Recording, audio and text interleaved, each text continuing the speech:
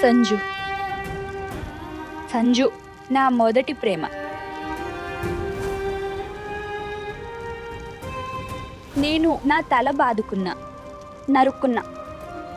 తొలి ప్రేమను మర్చిపోవడం అంత తేలిక కాదు హనుమాన్. నాన్న డబ్బులు ఖర్చు పెట్టి నేను కాలేజ్ అయితే మారలేను కదా, రోజు అదే కాలేజీకి వెళ్ళాలి, రోజు సంజుని చూడాల్సి వస్తుంది. కానీ ఇప్పుడు అతను నా ఎదురుగా వస్తే అతన్ని పట్టించుకోకుండా ముందుకు వెళ్ళాలి. ఊపిరి లేకుండా బ్రతకడం ఎంత కష్టం ఉంటుందో ఇది అంతే కష్టం. మొదటి ప్రేమ పునాది ఎంత బలంగా ఉంటుందంటే దాన్ని తీసేయాలని ప్రయత్నిస్తే గుండెను బయటకు తీసేసినట్టే ఉంటుంది. కానీ ఇప్పుడు గుండె పగిలినా మిగిలినా సంజుని నా మనసులోంచి పూర్తిగా తీసేస్తాను. ఈ మొదటి ప్రేమ కథను పక్కన పెట్టి నా జీవితంలో ముందుకు సాగుతాను. బజరంగ్ బలి. ఇప్పుడు నేను ఈ మొదటి ప్రేమను పక్కన పెట్టి ఒక కొత్త కథను మొదలు పెట్టబోతున్నాను. ఒక కొత్త జీవితాన్ని ప్రారంభించబోతున్నాను. నన్ను ఆశీర్వదించండి.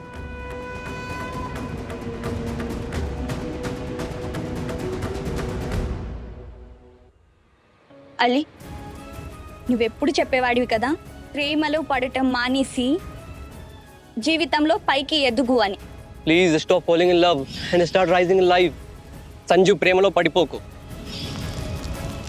ఈ రోజు నుండి, ఇప్పటి నుండి, ఈ క్షణం నుండే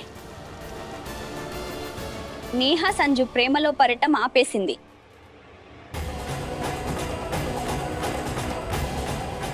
ఇప్పుడు నేహా శర్మ జీవితంలో పైకి ఎదుగుతుంది, ఇంకా పైకి ఎగురుతుంది.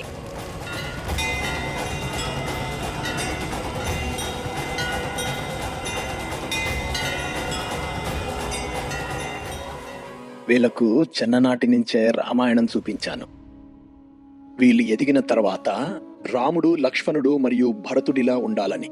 కానీ ఈ అజయ్, సంజు మాత్రం వీళ్ళని చూస్తే మహాభారతంలోని కౌరవులు, పాండవులు గుర్తొస్తున్నారు.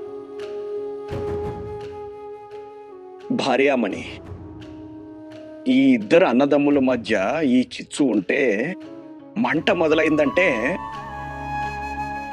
పూర్తి కుటుంబాన్ని కాల్చేస్తుంది. కాదు, అలా ఎప్పుడూ జరగదు. అరే, మనస్పర్ధలు ఏ అన్నదమ్ముల మధ్య ఉండవు. ప్రేమ కూడా అంతే ఉంది కదా. అజయ్ ప్రాణం సంజు దగ్గరుంది. వాడు సంజుని మనిద్దరికన్నా ఎక్కువగా ఇష్టపడతాడు. ఇప్పుడు వాళ్ళకి టైం బాగోలేదు అంతే. వయసుతో పాటు సంజుకి బుద్ధి వస్తే అంతా సర్దుకుంటుంది. మన అజయ్, సంజు మధ్యలో ఎవ్వరూ అడ్డురారు. వాళ్ళ మధ్య దూరం పెంచడానికి. దేవుడి దయ వల్ల అలాగే జరగాలి.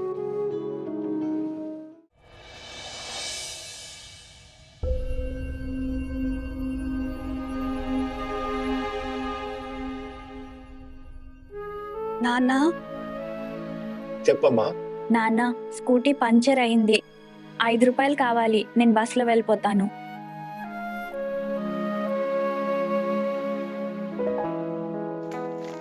₹5 కాదు, 20 రూపాయలు తీసుకుని వెళ్ళు. బస్సులో కాదు, ఆటో రిక్షాలో వెళ్ళు. ఇంకా ఆటో మాట్లాడుకుని వెళ్ళు. షేరింగ్ ఆటోలో వెళ్ళకు. చాలా మందితో కలిసి వెళ్ళొద్దు.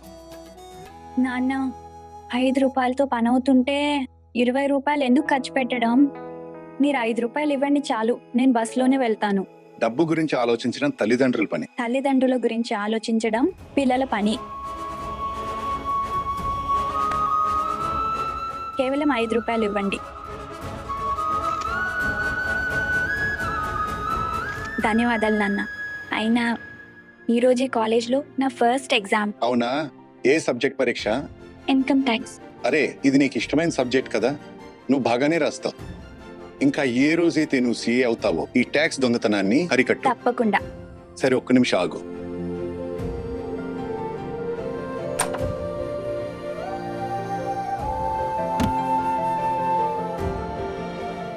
ఇది ఉంచుకో, పరీక్ష మంచిగా రాయి. స్కూల్లో ఎలా అయితే ఫస్ట్ వచ్చావో అలాగే కాలేజీలో కూడా రా. చేస్తాను నాన్న, అది మీకోసం చేస్తాను. మీరు చూడండి, మీ నేహాన్ని చూసి మీరు చాలా గర్వపడతారు. సరే, ఇక నేను వెళ్తాను.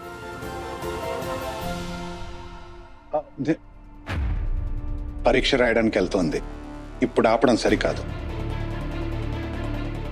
కానీ తిరిగి వచ్చినప్పటి నుండి దీని ముఖం తెల్లయింది. పంచ్మడ్లో ఏదో జరిగింది. ఎవరైనా అబ్బాయి అక్కడ ఏమైనా అసభ్యంగా ప్రవర్తించలేదు కదా నా కూతురుతో?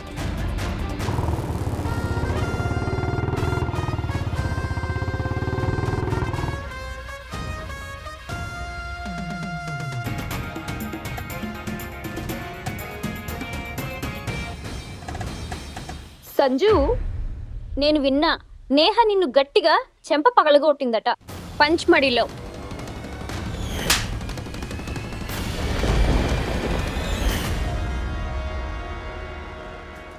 ఇప్పుడు నాలాంటి హాట్ ఇంకా హ్యాపెనింగ్ అమ్మాయిని వదిలేసి బెహంజీ టైపు నేహ దగ్గరికి వెళ్తే చెంప దెబ్బలే తినొస్తావు కదా.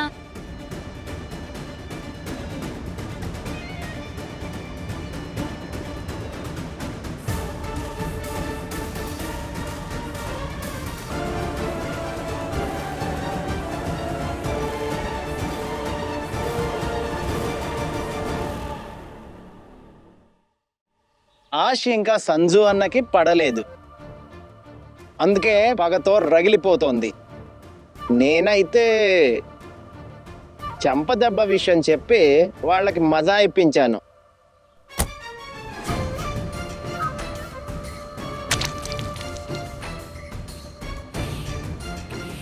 ఇప్పటికైతే కాలేజీలో ఈ విషయం ఆ ఆశ పాకించేసి ఉంటుంది.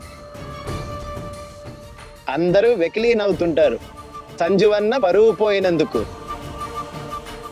ఇంకా సంజు అన్నకి ఏమనిపిస్తుందంటే ఇది నేహా పనే అని. నేహా, నువ్వు కాలేజీకి రా అంతే.